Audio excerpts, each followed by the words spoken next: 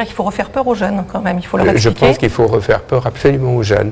C'est pas leur faire peur d'ailleurs, c'est leur dire la vérité, c'est qu'ils doivent prendre conscience du danger qu'il y a. Vous savez, le sida est un virus très pernicieux et c'est pas demain qu'on va trouver un vaccin.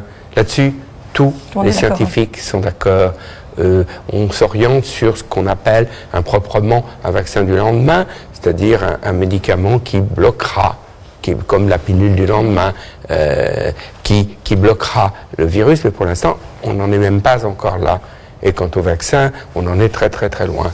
Vous, c'est le 20e anniversaire, si on peut dire, de cette journée mondiale du sida. Là aussi, ça fait 20 ans qu'on dit que l'Afrique, ce qui se passe en Afrique concernant le sida, c'est dramatique. On le redit cette année. Ce qu'il y a de nouveau, en revanche, c'est la crise économique mondiale.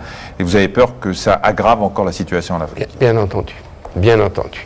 L'Afrique est un continent en péril, il ne faut pas avoir peur de le dire, pour beaucoup de raisons.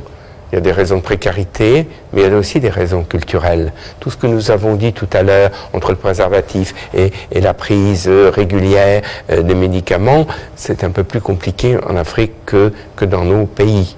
Il faut le reconnaître. Ensuite, quels que soient les efforts faits par des génériques indiens, les médicaments sont très chers.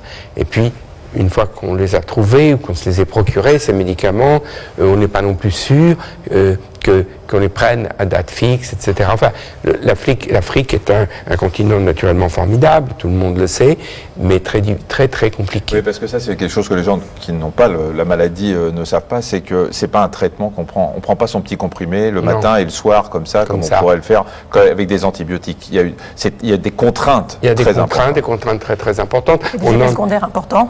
Des effets secondaires très importants, vous le savez très bien.